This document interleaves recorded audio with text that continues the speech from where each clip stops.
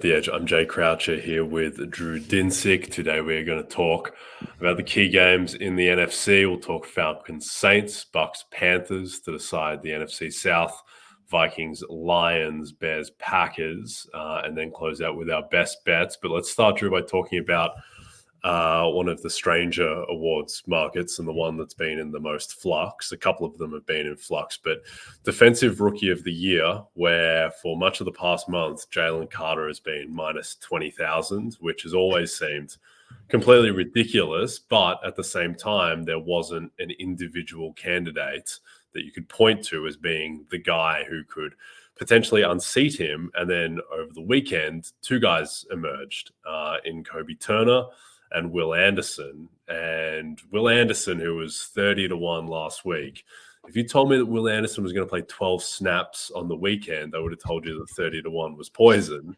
But he somehow got 2 sacks in those 12 snaps and wrecked the game. And now he is right in the discussion. Kobie Turner, who I don't think many people knew of his existence 6 weeks ago, he statistically, in the counting stats, leads Carter across the board. And with this Eagles defense collapsing, with Carter kind of not doing that much over the past month, 6 weeks, we are in total flux now. I mean, these prices are just all over the place. You see at one spot, Jalen Carter's minus 225, Will Anderson plus 225, and Kobie Turner is plus 600. And their ends, you have realistic list of candidates. Mike Sando in The Athletic, we're recording on Thursday. He said this morning in his article that he was leaning towards Kobie Turner 1, Will Anderson 2, Jalen Carter 3. Aaron Schatz yesterday on VSiN, he said that he expected Jalen Carter would win, and he saw Will Anderson as, he didn't say this as much, but he kind of implied that Will Anderson was the contender. What do you make of this market? Well, I mean, Jalen Carter, he almost caught that spike intercept. You remember that?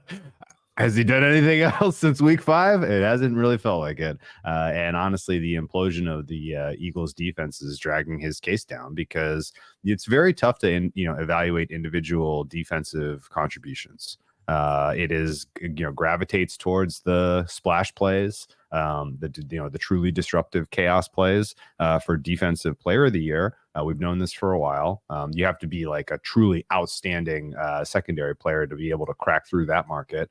And for the most part, it's an award. At least Defensive Player of the Year is an award that goes to the guy that we already kind of knew was the best player on defense in the NFL.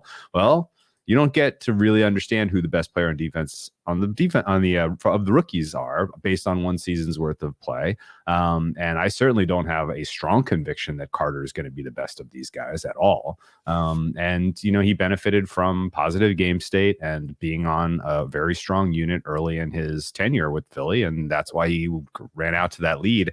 I would say he is very vulnerable right now. And I do think between Kobie Turner and Will Anderson is 100% the contender. I don't think Kobie Turner has a realistic chance. I'm a member of the Ramley, Jay. I had to Google what team does Kobie Turner play for, and I was like, oh, he's a Ram. Oh, cool. And that's not to say that I haven't known that the Rams have had some very strong hits on the defensive side of the ball with their draft. He's not a known quantity. Will Anderson is a known quantity. He was a guy that was bantied about as second overall pick in the draft. His first defensive player. It was pretty clear right after he declared he was going. He was number 1 in the market for first defensive player drafted. So just in general, he has a lot of name brand recognition. So it's an easier jump to make from, Carter hasn't really done much. You look at his stats, it's very unimpressive in terms of counting stats. And you look at his grades, and yes, okay, he's playing well, but I don't know how many people really rely on PFF grades or things like that for award decision making. And so I think there is definitely a chance with Will Anderson going up against a beleaguered offensive line for the Indianapolis Colts in his first primetime game of the season. I had to do a double take when I saw that today. I was like, wait, the Texans really were in the 1 o'clock slot every single week? Yeah. They were. So this is the first time for all of these Texans to get a little bit of national recognition. And I think, again, if he can take down Gardner Minshew at least once in this game, that's probably opportunity to steal. If he has a multi-sack game, I think it might be over. So I don't hate Will Anderson at all in that market. And I don't think that, I don't think that it's an entirely outside chance that even if he does not show up on the stat sheet, if the Texans win that game, he might get the award. So it's a tricky one. Certainly we have a lot of precedent of a rookie offensive and defensive player on the same team both getting the reward in the same year as it happened last year. So I don't think there's really any kind of sharing or spreading of credit really. So it's definitely live to happen, and the circumstances that are set up here for Week 18, I think, are making that especially likely. Yeah, ultimately, I think with Kobie Turner, who he is like the ultimate guy that people who bet on him can point to all these reasons why he should win. But it's going to be very hard for him just to get over the fact that, like Aaron Schatz, he would think about his ballot and give as much consideration to his ballot as anyone in the NFL. And he follows the NFL extremely closely. And he could barely remember Kobie Turner's name. And I think that is an issue, is that just a lot of the voters don't know who this guy is. Like, they wouldn't be able to pick him out of a lineup. I'm sure that not every voter could tell you what team that he plays for. And I would say that Defensive Rookie of the Year, at least this season, is probably the award that people have given the least thought, just because it hasn't been a compelling race all season. Like, Devin Witherspoon tailed off.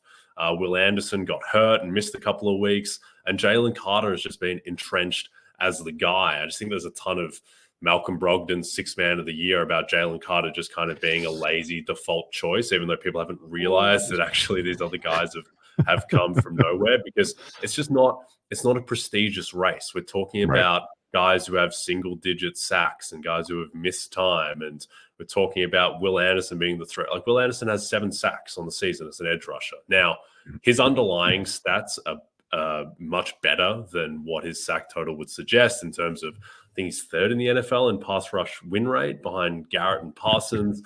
All three of these guys have similar and excellent PFF grades, but ultimately the way I think this award breaks down is that I think that Will Anderson, if he has a moment in a win over the Colts, and what I would say a moment is even if he just has one sack, one moment, if he has a giant tackle for loss, or if he wrecks the game and doesn't get a sack, if he has like 8 pressures, I think if he plays really well in a win, or he gets multiple sacks in a loss, I think he will win the award, because everyone's going to be watching this game, and no one, I don't think, feels great about Jalen Carter. So I think that if Anderson does that, I think he will win. If he doesn't, I think Carter is still your default choice, just because he's been entrenched for so long, and that is a name that people can just etch into their ballots and move on to the next award, which perhaps requires more thought for them. So the way I would price this market at the moment, I would say that it's like 55% Carter, 35% Will Anderson, and then 10% Kobie Turner. Where if he has like 1.5 sacks and he's got 11 sacks, then Anderson is at 7 and Carter's at 6, I think. Then at that point he might get enough votes. But so that's one. So that's like minus. Let me try to convince you. Let me try to convince you to put a line through Carter or through Kobie Turner. Sure. Aaron Donald's not playing. True, that's not ideal, and it's largely a meaningless game as well. Yeah. Where even if he does go off, like if Kobie Turner gets 2 sacks in the forest, does anyone hear the tree falling over? Type of thing. So I'll go a step further. Aaron Donald's not playing. Kobie Turner's not getting a sack. Yeah, no, potentially. I mean, it's kind of a fake game with Carson Wentz playing quarterback, so maybe you can just get a sack by chance, but. No, I agree with you, and I think the reason that Will Anderson is interesting is I think Anderson is going to be second on a ton of ballots. Like, he was second on Mike Sando's ballot today. He'll be second for Aaron Schatz, and those guys had Turner and Carter as their first place votes, and I think Will Anderson will definitely get some first place votes. So I think for people who really look at the stats, I think Carter will fall to 3 for some of them. And I think that Turner is going to be 3, the majority of the time, just because he doesn't have the recognition. So I think if you can find like plus 275 on Will Anderson, I think there's still some of that out there. I think that is a decent bet. I agree with that. I'm actually closer to 50-50 on this market because I think because the paths, because again, like I see Carter as the clear leader. I see Will Anderson in pole position. And they both are anchored as guys that you would like, because there's some voters, the ones that aren't as vocal, the ones that aren't doing media, they're not writing columns. Sometimes their thought process is, are we going to give a guy an award that we don't think has a chance to become a Hall of Famer? There's some of that, anchoring to believing that a guy is going to ultimately be an impactful player for years, so that your vote that you gave him doesn't look silly in hindsight. Like there's weird stuff like that goes through the minds of some of this voting block. And so I think there are some people that are probably literally like, well, it's Carter or Anderson. Let's see what you do this week. And the fact that he's in prime time, the fact that I'm biased because I think it's going to be a lower scoring game, which means if it's a lower scoring game, if it's tightly contested and the Texans win, I don't even think he has to show up on the stat sheet. He might be able to flip him. If he does show up on the stat sheet, then I think we're cooking. And so I think there's a lot of scope for him to flip. And I think it's a decent bet on Anderson right now. Yep, he certainly has the most opportunity to improve his case relative to the other two, just because he's playing in the only game that anyone is going to be paying that much attention to.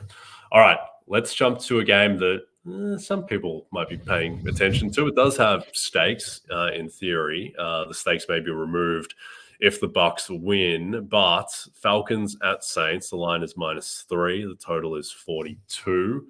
These teams are largely pretty healthy outside of Alvin Kamara. A.T. Perry did not practice today, for those who care about such things. I was kind of stunned by how good the Saints looked against Tampa Bay, as someone who very much wanted Tampa Bay to win that game. I didn't see Juwan Johnson turning into 2009 Antonio Gates. I didn't see the Saints defense, which has kind of been blah lately, turning back into the unit that it was for an early stretch in the season that was not dominant, but very good. Bucs couldn't do anything on the ground. They couldn't really do anything in the air until late in the second half. Do you think the Saints should be more heavily favored here? I do. And part of that reasoning is I'm very out on Taylor Heineke, and it seems like they're going to play him in this game through injury. So I think the Saints are past. It's juicy, -120.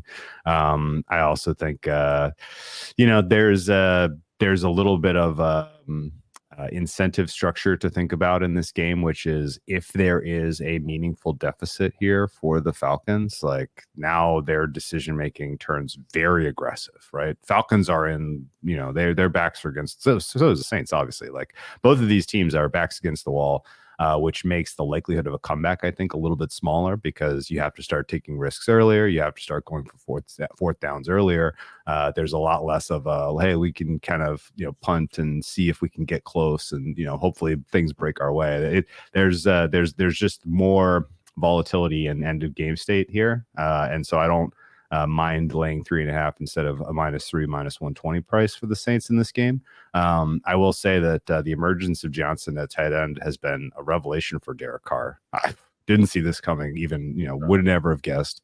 But it has unlocked a lot of the Saints offense, and the Saints fell into, I thought, a very predictable and very minus EV, kind of trend of starting games with a lot of Alvin Kamara targets that were useless, and they were conceding downs at a rate that was pretty aggressive, and his absence has kind of been a plus for them because number one, it has introduced more tendency breakers, more aggressive passing. They have the weapons to make that happen.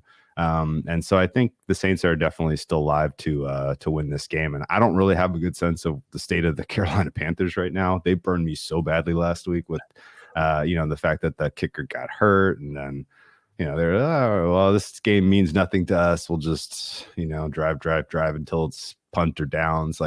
I don't know that they're going to compete against the Buccaneers, but that Buccaneers performance was, was definitely underwhelming. And it had a lot to do with how well the Saints played. So I don't think the Saints deserve a playoff spot in any shape, shape, or form. But I definitely could see them beating a Falcons team that, definitely plays better at home than on the road. Is dealing with a number of meaningful injuries, and the Saints happen to be playing better offense right now because of the absence of Kamara. So I think there's signal there to look for New Orleans. Yep. Let's move to that Bucs game against the Panthers. The Bucs are 4.5-point favorites. This has come down from 5.5 off of the news that Baker Mayfield on Wednesday was DNP. He practiced Thursday, but if you watch the video, it wasn't super encouraging. He was running around, he was moving okay, but he wasn't throwing more than like 10, 15 yards in practice. Now, does that mean that he's not going to play or going to be severely limited? Perhaps not. Perhaps they're just easing him into the week and he'll maybe do a bit more on Friday. Maybe he'll be fine, but that is certainly a concern. Otherwise, on the injury front, they got some good news with Tristan Wirfs, who was DNP Wednesday. Looks like he is going to play. Carlton Davis expected back as well. So they're fairly healthy outside of potentially Mayfield. The Panthers look like they'll have pretty much everyone good to go. What do you make of this one? Everyone good to go except kicker Eddie Pinheiro. Sure. And honestly, I don't know what the Panthers are trying to do here. They may be just resigned to scouting the 33rd pick in the draft at this point. I don't understand why you didn't get a more live effort from them last week. And I know that there are some sharp folks who have snapped up the bigger points here, 5.5s, and it's down to 4.5. Partially on the Baker news, but partially some people believe in the Panthers showing up and giving at least some effort for the home fans. And maybe that happens. I mean, Bryce Young has put together a couple of performances down the stretch, which looked like he wasn't a complete and total loss at 1.1 last year, but he definitely needs better protection. The protection last week was phenomenally poor, and particularly because they were in third and forever a lot, and the pass rush was live, so it was pretty quick and quick and painless death a lot of the times for those Panthers drives. But he is operating better at the quarterback position, so I will give him some scope to be able to come up with a cover here. And I think realistically, they're kind of in the same boat where they're not really playing for a cover. So if you're going to play Panthers, you might as well get involved with the money line. And if you're getting involved with the money line, you might as well parlay that with the Saints to win, and or just take some Saints at 3-1 right now to win the South, because it's not crazy. These teams are all quite bad. Yeah. And I don't think realistically, you can expect that Tampa Bay with an injured Baker Mayfield is going to be able to light up the scoreboard on a Panthers D that is well coordinated, I guess. I'm looking for anything positive to say about this squad. They have talent. They held CJ Beathard to field goals, not touchdowns, in the first half of that game. So yeah, it's a tough read right now on what Carolina is. But the fact that they're at home, the fact that it's been such a tough season, and you can expect at least some sort of last gasp effort out of this crew, which is locked into the 1 seed, then I don't think it's crazy to expect that there could be chaos here. Yeah, I get kind of as someone who needs the Bucs in this game for some division bets. I get a sort of week 18 Indy going into Jacksonville a couple of years ago. Carson Wentz, 16.5-point favorite, lays an egg against the opposing quarterback, who's the number 1 pick, who's let down all season, then just turns into God for an afternoon, fully expecting Bryce Young to deliver that. I will say, I think that just a lot depends on what does Baker look like at practice tomorrow? Because if he's unleashing 50-yard bombs in practice, I feel pretty good about the Bucs. If his wide receiver today in practice was Kyle Trask, that's who he's throwing passes to. He's throwing 10-yard dump-offs to Kyle Trask. So if he's not doing anything more, that'd be a bit more concerned. I think it's good for Tampa Bay that Shaquille Barrett has been practicing in full. So it looks like he's full go after he missed the Saints game, because they don't have anyone else as a pass rusher. Their number 1 pass rusher against the Saints with Shaq Barrett out was my man Yaya Diaby, who I believe took a break from playing defensive midfield in front of Santi Cazorla. So the fact another defensive rookie of the year candidate, man. Yeah, I know. He's Peter Schrager's done a really good job of kind of triggering this market by anointing Yaya Diaby and then Kobie Turner. But I think that if Baker is good to go, the Bucs, they should cover. But I am very nervous because this feels like the type of game for Baker Mayfield's legacy that he would blow going down to the 2-14 Panthers who released him last year. All right, before we get to Vikings-Lions, bragging rights in the AFC East and playoff positioning is on the line. Drew, when Josh Allen and the Bills travel to South Beach for a battle with Tyreek Hill and the Dolphins, with the winner claiming home field advantage in the postseason next weekend. Coverage of the Week 18 matchup begins at 7 p.m. Eastern, only on NBC and Peacock. All right, a very Week 18-y game and line movement in Vikings at Lions. Right now, the line is Detroit minus 3.5. The total is 45.5.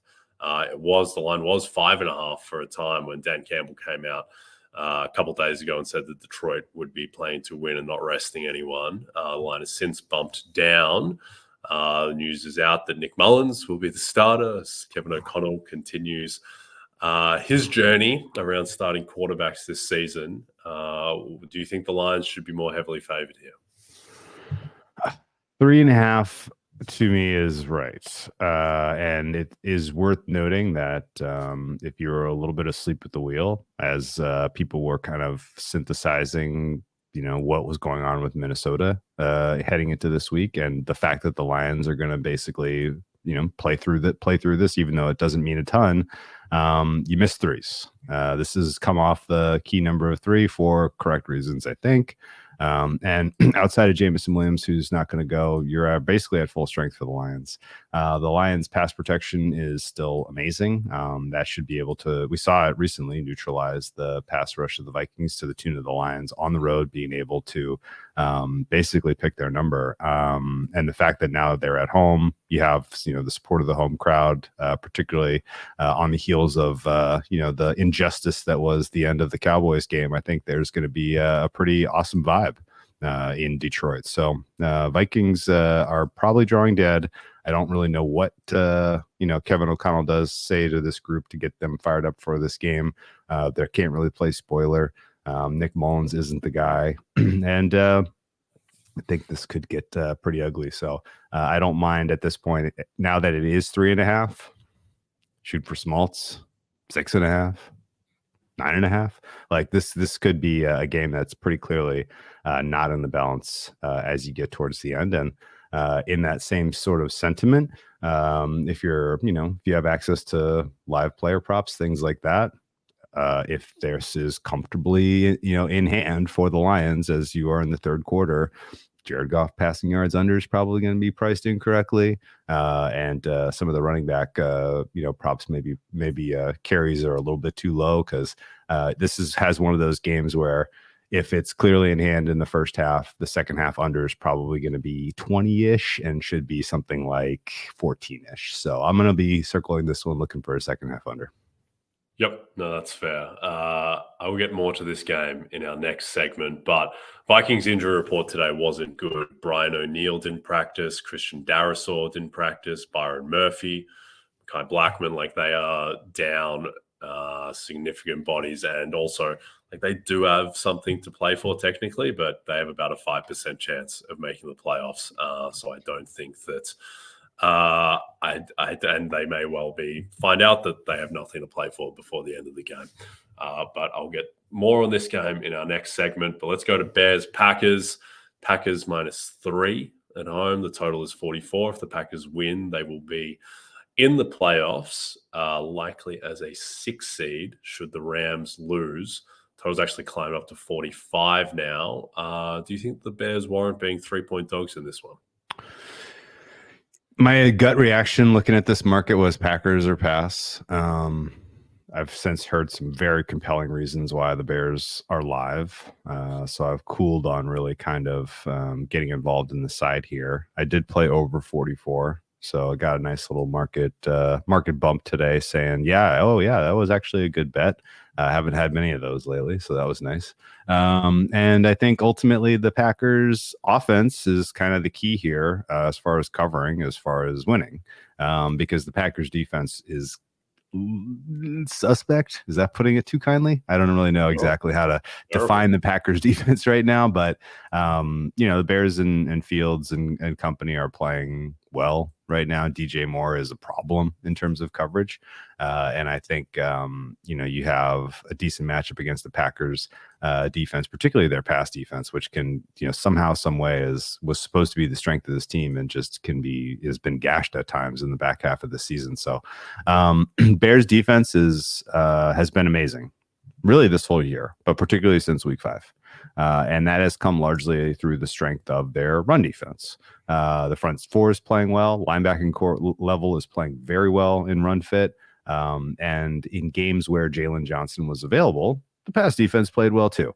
Jalen Johnson got hurt last game, and I had kind of suspected because of his contract situation that he was going to call his own number and sit this one out. But even though he's missing practice, he's on the record as I'm going to play 100%. So that's got me scratching my head a little bit because I don't exactly know why you put yourself in harm's way at this point, but he's a team player. So apparently he wants to be in Chicago. He likes this group. He expects to get compensated, I suppose. Maybe they have an already agreement in principle as soon as they're allowed to sign on the dotted line. But whatever the case is, there are other ways to attack the secondary for the Bears. And I think Matt LaFleur is cooking right now. In his specific game planning for opponent strengths, trying to pick on your opponent's strengths and weaknesses is very apparent. And I think ultimately Jordan Love and company at home with the pass protection that's afforded by that offensive line are going to be able to score points here. And then the cover kind of comes down to, do the Bears get to 21 or do they get to 28? Because that's kind of where at least where my model is sort of telling me the inflection points are here. Because I doubt there's going to be many field goals in this game. I think Bears probably play with a little bit of aggressiveness in the red zone. And ultimately, I think this is, hopefully not the over's not spoiled by 4th and goals not coming through, but we'll see. Indeed. I looked more into the Jalen Johnson stuff, and it's been reported that, he intends to play, but his actual quote was, my shoulder's okay, but it's been better, and I'm going to try and play. So okay. I don't know if someone is going to maybe get in his ear before Sunday and be like, maybe just sit this one out, because why do you need to play if you've got a bad shoulder and with his contract situation and everything? So, that is a material impact, because he's, arguably the best cornerback in the NFL, at least has played like it. So his absence would be significant. And I do think that this game, I think that it's a rational movement going up from 44 to 45, just with how much the Packers defense has struggled and the potential absence of Jalen Johnson and the way that the Packers they've had such a strange season where they seem to have the biggest gap between their best and their worst when you think about how amazing they looked against Detroit and Kansas City and against Minnesota last weekend. And then you think about just how hopelessly abominable they looked against the first time they played the Vikings, or when they played Tommy Cutlets and got lit up by him, or when they got completely eviscerated to the tune of a perfect passer rating by Baker Mayfield. So, I think this line is correct. I wouldn't have any plan on it. I'm going to throw 2 considerations at you for more variable than the Packers. We'll go with the Dolphins, who won 70-20 and then lost 59-0 or whatever it was last week. I know it wasn't that bad of a loss, but it was not competitive. And then the Cowboys, who, I think it wasn't in back-to-back weeks that they won like 40-0 and then lost to the Niners 40-0. there's been the Cowboys and the Dolphins have had some weird out, like their distribution of performances have been quite wide. But I agree with you. The Packers are kind of, they're the wild cards, but hey, guess what? That's what you get when you put together an offense where the oldest player is 24, besides Aaron Jones. Yeah, that makes sense. All right, before we get to our best bets, a national champion will be crowned Monday night. So to get you ready for Michigan and Washington, Vaughn Dalzell, Brad Thomas, and Eric Froton are back with one more Q&A on our NBC Sports YouTube page. Join the guys at 1 p.m. as they break down player props, live betting strategies, and much more. All right, best bets for week 18. I'm going with the Fighting Kneecaps, the Detroit Lions, 3.5-point favorites over the Vikings. And my thought here is just that, one, I don't think this is a very stable market at the moment, going from 3.5 to 5.5 to 3.5. And I just think that the market is perhaps pricing in rational thought and what teams normally do in this spot in terms of playing their guys and not resting guys, given that Detroit only has something to play for if the Commanders win as a 2-touchdown underdog to Dallas, I believe. So, I mean, they effectively don't have anything to play for. So the Lions, they should rest some of their guys, but I just don't think they're going to. I think that Campbell, after that Dallas game, I think he's going to go all out. I think he's going to treat this as a near playoff game to get a 12th win, to effectively commemorate one of the great seasons in Detroit Lions history, to wash away that Dallas performance, to head into the playoffs with momentum. I think this is Campbell's brand. I think that he's going to go all out, and I think that Nick Mullins is drawing dead on the other side. So give me the Lions -3.5. To your point about the alternates, yeah, -6.5, -9.5. Price dependent as well. If you can shop around for the best price there, that might be worth your time as well. What's your best bet? We're going with Bill Belichick, Jay. I'm sure you've seen some of the news circulating. To me at least, the writing is on the wall. This is his final head coaching stint as a New England Patriot. I will remember his tenure in New England fondly, and I think he is pretty clearly still has the locker room. They played very hard for him down the stretch. There was a hard fought loss against the Buffalo Bills despite the turnovers. It seems like pretty much everybody's good to go. They want to send off Matthew Slater in this game as well with an impassioned performance. The weather looks absolutely atrocious. We're going to get like 25-mile-an-hour winds here, and sleet and wintry mix. So it's going to be quintessential Belichick weather. And ultimately, the fact that it's against the Jets, the fact that the Jets they have a lot of players that I think are live for making business decisions.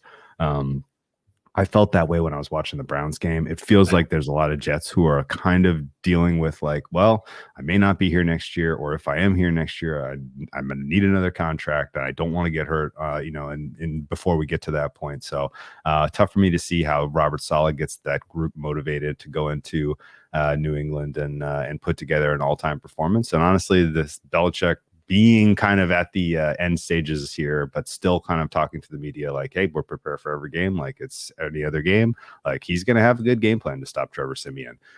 Trevor Siemian was awful last week. Trevor Siemian's not a good quarterback. He's a quarterback you can game plan against, particularly when he's being protected by an offensive line of, effectively rogue free agents. So this is a pretty weak reason to bet on the game. Surely the Patriots are terrible. Bailey Zappi is a walking turnover, but he is better at home than he is on the road, certainly, and the pass protection has been a bit better, and I think ultimately this is an opportunity for the Patriots in general to have a pretty emotional send-off for Belichick. So I'll lay the points with the Patriots. Yeah, I like that. I think you learned all you needed to about the Jets and their investment at the moment on that Jerome Ford touchdown pass run, where he should have been brought down 4 different times, and they just let a Cleveland team that doesn't have any tackles and has Joe Flacco, a quarterback, and Noah Murray Cooper score, what did they score, 31 in the first half? It was just a complete joke. After the Jets also effectively lay down against the Commanders too, after they laid down against the Dolphins without Tyreek Hill. So I agree with you. Trevor Siemian can't throw the ball more than 10 yards down the field. And this Patriots defense just made Josh Allen look really bad. Yep. So I'm with you there. All right, we are done. A reminder that people can go back through the podcast feed or on the YouTube channel to check out our other breakdowns of games this week. Don't forget to check out NBCSports.com for more information to help you with your wagers. Please rate and subscribe if you're listening to us as a podcast. And a reminder also that you can find all your favorite NBC Sports shows on Amazon Music. Just head to amazon.com/NBC Sports. From Jay Croucher and Drew Dinsick, good luck this weekend.